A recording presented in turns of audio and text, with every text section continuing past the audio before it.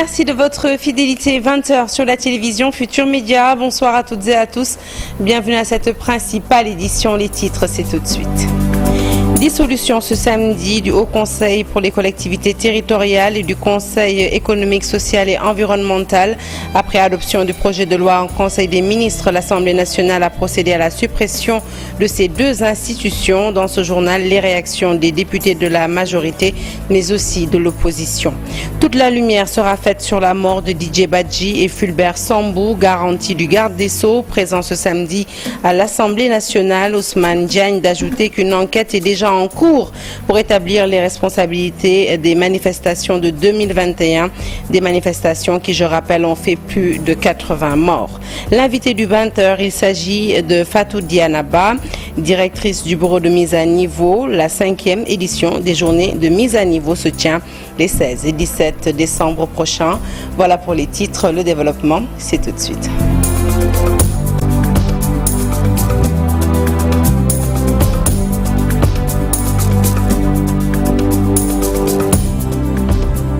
Rebonsoir à toutes et à tous. Le Haut Conseil pour les collectivités territoriales et le Conseil économique, social et environnemental n'existent plus.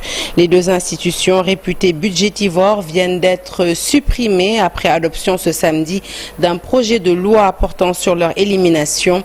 Le débat autour de leur suppression a tout de même opposé députés du pouvoir et ceux de l'opposition. Je vous propose tout de suite les réactions des parlementaires au micro de Pape Faraning qui était à l'Assemblée nationale ce samedi pour la rédaction. Parce que ce qu'il faut rappeler, c'est que c'est une demande sociale. En vérité, c'est les Sénégalais qui n'en veulent plus, parce qu'étant des commissions budgétivores, des commissions qui n'ont aucun impact positif sur le vécu des Sénégalais, des commissions qui nous coûtent à peu près 15 milliards. Tout simplement, c'était déjà une promesse électorale du président de la République, mais également des députés. Aujourd'hui, si nous sommes ici, c'est tout à fait normal. Dans nos premières axes, c'est de réorganiser le budget de l'État. Et donc, 15 milliards par an, c'est tout à fait... c'est d'une importance capitale pour la gestion de l'État. Avant d'aller chercher à l'étranger pour faire des dettes, utilisons ces fonds-là, les réaffectons. Maintenant, je me suis abstenu parce que autant je suis pour que le Conseil économique et social soit considéré, autant je suis pour la suppression du Haut Conseil des collectivités territoriales parce que je considère qu'on ne peut pas élire des gens pour qu'ils viennent être des conseillers sans pouvoir de délibération. C'est en fait ce qui se passe au niveau du Haut Conseil des collectivités territoriales. J'aurais aimé à ce que cela soit dissocié, mais dès l'instant que cela n'a pas été dissocié, j'ai préféré m'abstenir. Le président Macky Sall, il a énormément fait pour les territoires. Mais je crois que le Sénégal est sous-développé. C'est un pays qui a besoin de tout, dans le domaine de l'électricité, dans le domaine de l'eau, dans le domaine de la santé, dans le domaine de l'éducation. Il y a énormément d'investissements à faire dans les territoires. C'est pourquoi nous avions défendu toujours moins d'administration centrale et plus d'administration territoriale. Moins de ressources pour les administrations centrales et beaucoup plus de ressources pour les territoires, pour qu'enfin que les populations locales puissent accéder aux services de base. Enquête sur les morts lors des manifestations politiques qui ont eu lieu en 2021. Le garde des Sceaux annonce que cette enquête est déjà en cours. Ousmane Diagne s'engage à tout mettre en œuvre pour faire émerger la vérité. Le ministre de la Justice d'ajouter que lumière sera également faite sur les meurtres présumés de Didier Badji et Fulbert Sambou. Je vous propose d'écouter le ministre de la Justice, toujours au micro de Pape Faraning. D'ailleurs que c'est une question de principe et tout simplement de crédibilité. Je pense que si, pour des faits aussi graves qui ont ému tout le monde, et dont certains, autant pour moi, se sont passés en direct, c'est-à-dire sous l'œil des caméras, que ces gens, que ces morts concernant nos compatriotes puissent rester impunis, ce serait un mauvais signal. Parce que ce serait tout simplement asseoir, qu'on le veuille ou pas, un climat d'insécurité que rien ne saurait justifier. C'est vous dire donc que c'est une question de principe. Nous allons nous y atteler, nous allons nous efforcer de faire en sorte que toute la lumière soit faite. Et je vous assure que le travail est déjà entamé. Un journal que nous poursuivons avec cette question. La révocation du maire de Dakar est-elle un abus de pouvoir? Non pour Amadou Sennion. Le spécialiste en décentralisation évoque l'article 277 du Code électoral pour justifier l'éviction de Dias fils à la tête de la mairie de Dakar. Amadou Sennion que nous écoutons au micro d'Ibrahim Akan. Ce qui s'est passé hier au niveau de la ville de Dakar est prévu par les textes. En réalité, l'article 277 du code électoral dit carrément que lorsqu'un conseiller est dans un cas d'inéligibilité ou d'incompatibilité, il peut être appelé à démissionner par le représentant de l'État. Là, une période de recours de 10 jours. Si le représentant de l'État ne le fait pas, un électeur municipal, c'est-à-dire un électeur qui habite dans la collectivité, peut saisir le représentant de l'État ou la cour d'appel pour lui demander de faire démissionner un peu le conseiller municipal en question. C'est ce que le représentant de l'État a fait. Il lui a notifié cela via les canaux indiqués. Dès lors que la notification est faite, Barthélémy Dias n'est plus maire de la ville de Dakar et à charge maintenant pour la première adjointe d'assurer l'intérim. Ce qui fait dire quoi? Ce qui nous amène à dire que aucune réunion ne peut être, aucun acte légal ne peut être pris par monsieur. Parlons à présent de l'implantation de la banque islamique dans le périmètre de la mosquée du Point E. Le collectif Djoub Djoubel Djoubanti Si Djoumaï pose son veto. Le collectif soutient que l'installation de cette banque au sein du lieu de culte est aux antipodes des valeurs édictées par la religion musulmane qui bannit le riba. Toutefois, le président de l'association Solidarité musulmane du Point E en charge de la mosquée apporte des éclairages et affirme que tout le processus a été fait de manière transparente. Le reportage est signé Fatima Touré. Arborant tous des écharpes rouges, le collectif Djoub Djoubel Djoubanti Si Djoumaï section Point E est très remonté contre les dirigeants de la mosquée de la dite localité. En cause, l'implantation d'une banque à l'intérieur du lieu de culte. Parce que simplement, on s'est réveillé un bon matin, on a modifié les plans de la mosquée pour insérer une banque à l'intérieur de la mosquée. Donc c'est un fait, on ne peut pas être d'accord dans la mesure où le bon Dieu, Allah subhanahu wa ta'ala, il a déclaré la guerre à ceux qui font du riba. On ne peut pas vivre avec le riba. En plus, les imams qui parlent, qu'est-ce qu'ils disent? Ils disent qu'on peut les tolérer. Donc implicitement, ils ont reconnu que la banque fait du riba. Qui tolère, ça veut dire qu'il y a du riba. Je peux tolérer ton tabac, je peux tolérer ton alcool, c'est que tu bois de l'alcool, tu fumes de la cigarette. Les mises en cause balayent de revers de main les accusations. Le président de l'association Solidarité musulmane du Point E, en charge de la mosquée, apporte des éclairages. Le processus a commencé par une demande pour une location. Ce qu'on a fait, on s'est adressé au collège des imams.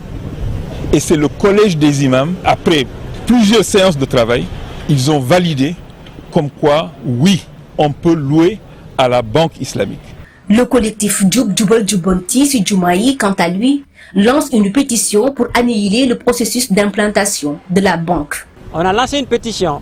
La pétition, on a mis en copie le maire, les autorités locales, le chef de quartier, toutes les notables du quartier. J'ai fait le tour de toutes les maisons du quartier. Ils me demandent, est-ce que Maodo est là? Maodo, c'est le pseudonyme de notre président. Parce qu'il pense que lui-même, il n'est pas au courant de ça. Je l'ai donné au chef de quartier, je l'ai donné au ministère de l'Intérieur, à la préfecture. Un rassemblement de protestation est prévu le 10 janvier, initié par le collectif Djoub Djoubel Djoubanti Si Djoumaï. Le président de l'association Solidarité musulmane du Point E, quant à lui, prévient qu'il n'hésitera pas à rester en justice pour faire valoir la décision du collège des imams qui a validé l'implantation de la banque. Les travailleurs de l'université Gaston Berger de Saint-Louis, affiliés à la CNTS, soutiennent les 212 travailleurs du grand domaine du Sénégal menacés de licenciement. Pour le syndicat des travailleurs des établissements scolaires et universitaires, les grands domaines du Sénégal est une entreprise française qui exporte plus de 80% de sa production et paie de manière dérisoire les ouvriers sénégalais. Ousmane Ndiaye est le secrétaire général national adjoint du STESU. Je vous propose de l'écouter. Le grand domaine du Sénégal est une base agricole française où 80% de sa production est destinée à l'exportation. Voilà une entreprise que l'État du Sénégal a donné de l'eau en abondance, des terres très fertiles et une main-d'œuvre qualifiée à moindre coût. Ce sont des populations, de braves populations, raison pour laquelle GDS ne peut pas invoquer le motif économique pour licencier ces 212 travailleurs. C'est parce qu'ils ont compris maintenant la nouvelle démarche de l'État. C'est la raison pour laquelle nous demandons à cette entreprise de revoir sa copie, de demander aux autorités sénégalaises d'avoir un œil sur cette entreprise qui fait énormément de bénéfices, mais qui paye de manière misérable ses travailleurs. Le syndicat national des employés cadres des entreprises d'assurance menace de paralyser le secteur. Face à la presse, les membres du syndicat dénoncent le dilatoire du patronat qui refuse selon eux d'appliquer les recommandations contenues dans le projet de nouvelle convention collective. Les membres prévoient de porter des brassards rouges les 17, 18 et 19 décembre prochains. Et si le patronat ne réagit pas, eh bien, ils vont décréter une grève générale le 24 décembre. Le chef de l'État est interpellé. Nous écoutons tout de suite Abbas Mbaye. Il est membre du syndicat. Il nous en dit plus au micro d'Al-Hassan Ba et de Mohamed Nabidjan. Le 4 septembre, le patronat nous a demandé de venir. À notre grande surprise, ils nous ont fait 6 contre-propositions. Donc, ce qui est la plus grande surprise a été de constater que les 5 articles qui étaient les mieux pour les travailleurs, pour améliorer les conditions de vie des travailleurs, ont tous été revus à la baisse. Nous avons transmis la contre-proposition aux travailleurs qui ont tous voté non. Et en tant que responsables, parce qu'aujourd'hui nous savons que les délégués du personnel sont les acteurs du dialogue social dans les entreprises, nous avons saisi les travailleurs. Quand ils ont tous voté non, on a écrit le patronat en leur disant que tous les travailleurs ont rejeté les 5 contre-propositions faites. Depuis ce jour, ils sont encore retournés dans leur dilatoire. 2 mois après l'envoi du courrier, le patronat n'a toujours pas réagi. Et nous avons convoqué l'Assemblée générale qui s'est tenue aujourd'hui depuis 9 heures. Ce qui a été retenu, les travailleurs du syndicat des assurances ont décidé de porter le brassard rouge les 17, 18 et 19 décembre. Si le patronat ne revient pas à de meilleurs sentiments, nous allons en grève la journée du 24 décembre, Inch'Allah. Les assurances groupes, on ne peut pas exiger qu'un travailleur qui travaille, vous lui dites qu'il économise, il n'aura ses épargnes qu'à la retraite. Ce n'est pas normal. Aujourd'hui, nous interpellons en premier lieu le chef de l'État. L'invité du 20h à présent, je rappelle qu'il s'agit de Fatou Diana Ba, directrice du bureau de mise à niveau. Bonsoir Madame Ba. Bonsoir Sarah. Merci d'avoir accepté notre invitation pour parler de ces journées, de la 5e édition de ces journées de mise à niveau. Je vous en prie, c'est un plaisir pour nous d'être ici aujourd'hui. Permettez-moi de saluer également les téléspectateurs qui nous regardent. Alors, les 16 et 17 décembre prochains, c'est-à-dire lundi et mardi prochain, se tiennent la 5e édition des journées de mise à niveau. À 48 heures de l'événement, on va dire comment se présentent les choses. Est-ce que vous êtes fin prête à recevoir toutes ces entreprises nationales? Oui, on va dire que nous sommes prêts, puisque depuis quelque temps déjà, nous sommes dans la préparation de cette activité. Depuis plus de 2 mois, le comité scientifique est à pied d'œuvre pour travailler sur le contenu scientifique de ces journées, notamment donc le contenu des panels qui vont être déroulés lors de ces journées. Nous avons également les invitations qui ont été lancées. Le jury également a fait la sélection des entreprises qui vont être primées. Donc nous pouvons dire que dans l'ensemble, nous sommes prêts et il y a juste quelques derniers réglages à faire. Alors, la mission du bureau de mise à niveau, je rappelle, c'est d'améliorer la productivité de l'économie nationale. Le gouvernement du Sénégal a décidé d'enclencher une nouvelle dynamique de croissance économique fondée sur l'agenda national de transformation Sénégal 2050. Comment le bureau de mise à niveau compte-t-il contribuer à cet agenda ? Alors, par rapport à ce nouveau référentiel de développement économique qui a été mis en place par les plus hautes autorités de ce pays, par son Excellence, Monsieur le Président Bassirou Diomaye Faye et son Premier ministre, je dois dire que le bureau de mise à niveau est tout à fait en phase avec ce nouveau référentiel. Par rapport aux axes qui sont déclinés dans ce référentiel, on va dire qu'il y a une forte convergence entre ces axes et l'action, la mise à niveau, les missions même de la mise à niveau.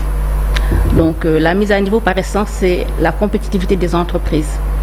Et comme vous le savez, donc le premier axe de ce référentiel, c'est comment rendre notre économie compétitive. Donc nous sommes en phase. L'agenda national de transformation Sénégal 2050 repose essentiellement sur la souveraineté économique. C'est un modèle économique qui impose de nouveaux défis et de nouveaux enjeux aux entreprises sénégalaises. Quel va justement être votre positionnement pour permettre aux entreprises de s'adapter à ces nouveaux défis? Voilà, donc comme je le disais, en fait, la mise à niveau, donc par essence, c'est accompagner les entreprises à être plus compétitives. Et donc cela veut dire qu'on va les accompagner à mieux se positionner sur leur marché. Donc ce sont les marchés locaux, ce sont également les marchés sur le plan international. Et donc par rapport à cette souveraineté, donc on va effectivement nous aligner encore plus sur les filières qui vont être définies dans le cadre de ce nouveau référentiel. Et nous allons accompagner nos entreprises à être donc à mieux répondre aux préoccupations et aux marchés sénégalais. Je prends le cas par exemple de la filière riz. Donc le bureau de mise à niveau s'active depuis quelque temps déjà dans cette filière en accompagnant les entreprises qui sont dans la zone nord pour être plus compétitives, pour pouvoir donc produire en quantité, en qualité également, mais également pour pouvoir satisfaire le marché en termes également de quantité, de goût du produit. Vous savez que ce n'est pas facile pour les Sénégalais de pouvoir donc consommer ce produit. Donc le bureau de mise à niveau s'active depuis quelque temps déjà dans ce secteur et dans bien d'autres également pour vraiment accompagner nos entreprises sur ce volet de la compétitivité, mais également sur le volet de la souveraineté économique.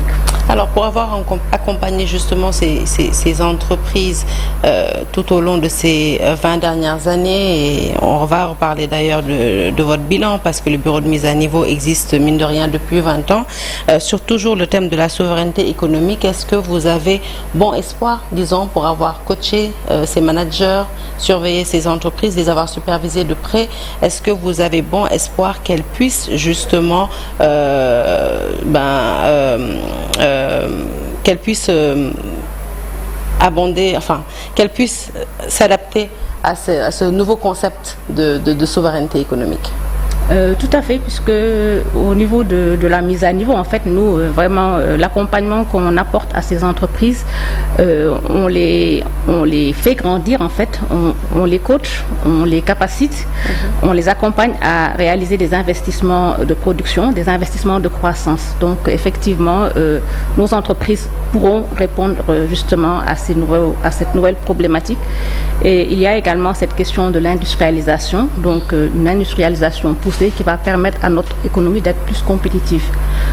Donc je pense que nos entreprises qui sont accompagnées par le bureau de mise à niveau ont eu à démontrer en tout cas les bienfaits de ce concept de mise à niveau. Nous avons à notre actif beaucoup d'entreprises qui ont été accompagnées, qui sont devenues aujourd'hui des success stories, qui se comportent bien sur leur marché. Et donc je pense que également par rapport à ce nouveau référentiel où il est question d'avoir une économie forte, inclusive, résiliente, et donc il est également question que cette économie soit portée par le secteur privé, et donc l'activité même de la mise à niveau, c'est justement d'accompagner ce secteur privé à pouvoir répondre donc à être en cohérence avec le marché, donc avec ce que le marché demande. Alors, au-delà de la souveraineté économique, le Sénégal, on le sait, est entré dans une phase d'exploitation de ses ressources pétrolières et gazières. Est-ce que les entreprises du Sénégal sont aujourd'hui prêtes? Est-ce qu'elles sont à niveau pour aborder sereinement, on va dire, ce nouveau tournant de notre économie nationale? Alors, pour ne rien vous cacher, je pense qu'il y a encore des choses qui doivent être faites. Vous savez, dans le cadre du contenu local, donc l'État du Sénégal a donc décidé d'avoir un minimum de 50% de contenu local, et pour pouvoir capter tous les marchés qui vont en tout cas découler de ces nouveaux secteurs que sont le pétrole et le gaz. Et donc, par rapport à cela, il y a effectivement des gaps qui doivent être comblés par nos entreprises, des gaps en termes de capacitation, des gaps en termes d'équipement, des gaps en termes de formation. Et donc, justement, le bureau de mise à niveau s'active dans cela. Et pour vous dire également que le bureau de mise à niveau a démarré depuis quelque temps donc un programme appelé donc mise à niveau spécifique sur le contenu local, où nous avons donc sélectionné quelques entreprises qui sont dans ce secteur, qui ont des potentialités de marché, mais qui ont peut-être quelquefois des insuffisances qu'il faudrait combler. Et donc, c'est dans cela que le bureau de mise à niveau s'active, pour leur permettre de pouvoir capter ces marchés et leur permettre donc d'avoir les équipements, les formations et toute la logistique nécessaire pour pouvoir donc prétendre à avoir des marchés au niveau de ces secteurs-là. Alors, le BMN, je rappelle, existe depuis 20 ans. Ces rencontres seront donc une occasion de faire le bilan de cette institution. À l'heure du bilan, après 20 ans d'existence, avez-vous le sentiment d'avoir obtenu des résultats visés et surtout d'avoir eu un impact sur l'amélioration de la compétitivité des entreprises sénégalaises? Globalement, nous sommes plutôt satisfaits de nos actions que nous avons eu à mener depuis 20 ans. Et pour preuve, c'est le plébiscite que nous avons, donc, qui nous provient de nos principaux bénéficiaires, nos partenaires, donc les bénéficiaires, principalement les entreprises. Nous avons donc, comme je le disais, beaucoup à notre actif, beaucoup d'entreprises qui sont aujourd'hui des success stories et des références dans leur domaine. Nous avons quand même un sentiment un peu mitigé, puisque nous avons fait effectivement du travail qui est remarquable, mais en termes d'impact, nous pensons avoir impacté vraiment de manière très visible certains secteurs qui ont été accompagnés, et également dans les zones, parce qu'il faut le rappeler également, le bureau de mise à niveau est une structure qui donc travaille avec toutes les entreprises qui sont dans les régions. Donc nous sommes implantés dans toutes les régions du Sénégal. Et donc par rapport à cela, nous avons quand même impacté vraiment de manière très positive les entreprises, les secteurs où nous avons eu à évoluer. Comme je le disais, en fait, il y a quand même un sentiment mitigé, c'est que nous pensons que nous aurions pu aller plus dans l'impact si nous avions pu aller plus à l'échelle. Donc je pense que la mise à niveau actuellement, nous avons fait nos preuves. Nous nous positionnons aujourd'hui comme étant un outil qui peut vraiment accompagner la politique donc, de l'État en termes de développement, en termes de compétitivité de son économie. Donc il y a lieu de passer à l'échelle. Nous sommes actuellement depuis 20 ans, donc 20 ans d'existence. Nous sommes très fiers de dire aujourd'hui que nous avons 917 entreprises qui ont été accompagnées. Et pour ces 917 entreprises, donc, nous avons eu à les appuyer pour qu'elles puissent donc faire des investissements de croissance. Donc avec l'effet de levier des primes, donc ces entreprises ont pu réaliser 140 milliards de francs CFA d'investissement. Et donc nous les avons accompagnés avec des primes, des subventions qui leur ont permis effectivement de réaliser ces investissements. Et cela a également permis d'avoir une croissance de leur activité, d'avoir une création d'emplois. Et donc l'idée pour nous vraiment, c'est de montrer que ce qui a été fait en 20 ans peut être fait en 5 ans ou peut-être même moins, si nous avons suffisamment de moyens. Et on peut dire également que le besoin est là, puisque actuellement nous ne pouvons pas répondre à toutes les demandes que nous recevons, parce que nous sommes nous n'avons pas suffisamment de ressources pour accompagner, mais nous nous rendons compte qu'il y a vraiment un potentiel, et si nous voulons développer justement le secteur privé, si nous voulons que nos entreprises se positionnent donc de manière très, en tout cas très franche sur les marchés locaux, si nous voulons arriver à cette souveraineté économique, il nous faut vraiment renforcer notre tissu économique, il nous faut renforcer ces entreprises, parce que ce sont ces entreprises qui font cette création de valeur, qui font cette création de richesse et qui font également cette création d'emplois. Et donc cela va permettre donc vraiment de régler également la problématique donc de l'emploi des jeunes de l'emploi tout simplement. Donc ce sentiment, comme je l'ai dit, vraiment un sentiment de satisfaction. Mais ce qui a été fait il y a 20 ans, donc nous pensons que nous devons maintenant monter en puissance, aller à l'échelle pour vraiment impacter de manière très, très significative l'économie du Sénégal. Très bien. Alors il y a 20 ans, la digitalisation n'avait pas encore connu l'engouement qu'elle suscite de nos jours. Aujourd'hui, le e-commerce a ravi la vedette au commerce traditionnel. L'intelligence artificielle va devenir un outil incontournable à maîtriser pour se positionner sur les marchés mondiaux. Et ces journées seront-elles l'occasion de s'approprier ces outils? Voilà, tout à fait. C'est une des thématiques qui va être traitée donc, lors de ces journées. Donc cette thématique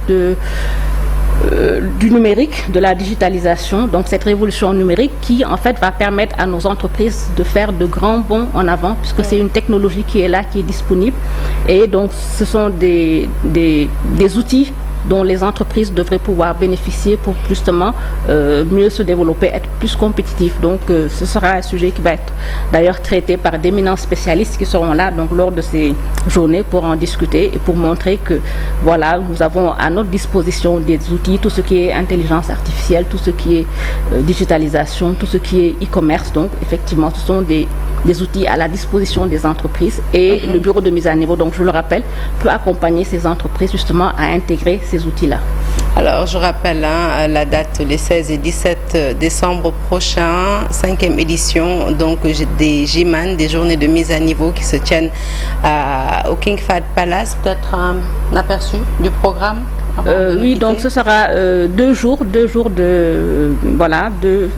qui seront l'occasion pour nous, donc bureau de mise à niveau, de montrer nos activités, de nous rendre plus visibles et de montrer également donc ce que le bureau de mise à niveau peut apporter en termes de compétences, en termes également de services aux entreprises. Et ce sera l'occasion également de faire exposer. Donc nous avons des entreprises qui vont exposer donc leurs produits, qui vont montrer ce que le bureau de mise à niveau a eu à faire pour elles. Et nous avons également une forte partie de ces journées qui vont être donc dédiées à ces panels. Donc ces panels qui vont permettre de discuter de beaucoup de points, notamment de ce qui est donc du bilan des 20 ans de la mise à niveau, comment la mise à niveau peut accompagner les entreprises, la compétitivité des entreprises, notamment des entreprises, l'entrepreneuriat jeune, l'entrepreneuriat des femmes. Également des points qui seront discutés, c'est la question des ressources. J'en ai parlé tout à l'heure, mais je pense que c'est également un point qui est en tout cas d'une importance cruciale pour le bureau de mise à niveau. Donc nous aurons également à discuter de cette question des ressources, les ressources pour le fonds de mise à niveau, mais également les ressources pour que les entreprises puissent réaliser leurs projets d'investissement. Et enfin, donc, on discutera également de tout ce qui est contenu local, la compétitivité des entreprises, l'accès au marché pour les marchés tels que le contenu local, mais également les marchés pour le secteur de l'artisanat. Et enfin, on discutera également de tout ce qui est digitalisation, innovation technologique. Donc voilà, c'est tout un programme qui est là. Et on terminera également en gratifiant en tout cas les entreprises les plus méritantes. Donc nous avons eu, donc, comme je le disais tout à l'heure, un jury qui a donc eu à siéger et à sélectionner les entreprises les plus méritantes. Donc nous avons des trophées qui vont être décernés à ces entreprises-là.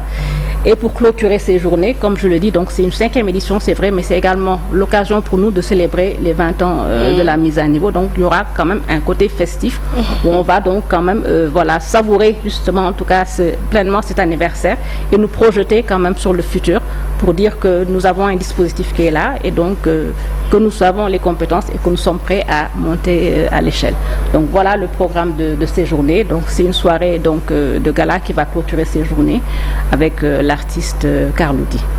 Merci beaucoup Madame Fatou Diana Ba, directrice du bureau de mise à niveau, qui était donc là pour nous parler de la 5e édition de ces journées de mise à niveau qui se tiennent les 16 et 17 décembre au King Fahd Palace. Et merci et plein succès, surtout pour la tenue de ces journées, Madame Ba. Merci beaucoup. Alors on poursuit ce journal avec du basketball, demi-finale de la Coupe d'Afrique des clubs champions. Alors on me fait signe qu'il y a eu de petits soucis au niveau du stade avec des jets de sachets d'eau sur le parquet de la part des supporters à 18 secondes seulement de la fin des supporters sénégalais. Le match serait suspendu par les arbitres pour le moment. En cas d'arrêt définitif, AS Ville de Dakar sera donnée perdante par la FIBA. Les joueuses sont donc toujours dans l'attente et si c'est possible, peut-être avant la fin de cette édition, eh bien, nous aurons peut-être la réaction du coach de basketball, Omar Diouf, sur le déroulement de la demi-finale AS Ville de Dakar, qui, je rappelle, croisait le fer avec Al Ahly d'Égypte. Pour le coach, eh bien, les pertes de balles ont joué un mauvais tour à l'AS Ville de Dakar en fin de partie. Nous poursuivons toujours au basket. Par le basket plutôt, battu par Friends Basketball, association de la Côte d'Ivoire sur le score de 53-49. La Jeanne d'Arc de Dakar termine à la 7e place du classement de la Coupe d'Afrique des clubs champions. Pour le club sénégalais invité à 24 heures du début de la compétition, l'essentiel c'était d'avoir pu bien préparer le championnat du Sénégal selon Anchouman Lee, entraîneur de la Jeanne d'Arc de Dakar. Je vous propose de le suivre tout de suite. On manquait de fraîcheur et ce manque de fraîcheur-là a vraiment impacté sur la lucidité, sur le dernier geste pour permettre en fait aux filles de scorer. Donc voilà aux filles de continuer à jouer, de se faire plaisir et terminer ce tournoi-là correctement et continuer à ces aspects-là. Donc même moi en tant qu'entraîneur, ça m'aide à me développer dans la gestion encore des jeunes pour arriver à des résultats ou à des performances. Donc j'avoue que encore une fois c'est... En football, la sélection nationale U15 masculine du Sénégal s'est imposée en finale du championnat africain de football scolaire UFOAA devant la Gambie sur le score de 8-0 ce samedi. Les Lionceaux conservent leur titre et se qualifient pour le championnat africain de football scolaire de la CAF à la grande satisfaction de leur sélectionneur Samba Ndiaye qui remercie la formation sénégalaise. Abdoulaye Seydou Sow magnifie lui cette compétition socle du futur du football africain. Je vous propose de les suivre. Il n'y a pas de secret, c'est juste un travail. C'est aussi on travaille beaucoup au niveau de la direction technique nationale, au niveau des clubs, au niveau des académies. C'est tout un ensemble, tout le monde travaille et on est focus sur la formation. Nous savons que le football ne peut pas se développer sans la formation et la direction technique ne ménage aucun effort pour nous permettre de bien nous préparer et de faire ce qu'on a à faire. L'Afrique a des défis à relever jusqu'à présent. Nous sommes l'un des continents qui a un grand potentiel mais qui n'a pas encore remporté la Coupe du Monde. Mais la Coupe du Monde ne se prépare pas en 5 ans, en 6 ans. C'est toute une génération qui la prépare. Et je crois que si nous continuons ce travail à la base, à partir de nos enfants, à partir de la petite catégorie, les efforts que nous sommes en train de faire en U17, en U20, en U23 montrent que l'Afrique n'est pas loin de gagner la Coupe du Monde. C'est à travers ce travail de persévérance, de travail de détection, de travail de fond fait avec sérieux, que l'Afrique pourra bientôt se hisser au sommet conformément à son potentiel. Parce que l'Afrique a un potentiel énorme, mais ce potentiel n'a pas été souvent exploité faute de moyens. Si bien entendu maintenant les moyens sont mis là-dedans, l'envie et la passion aidant, je pense que l'Afrique, par cette voie-là, est en train de trouver la meilleure voie pour atteindre le sommet du monde.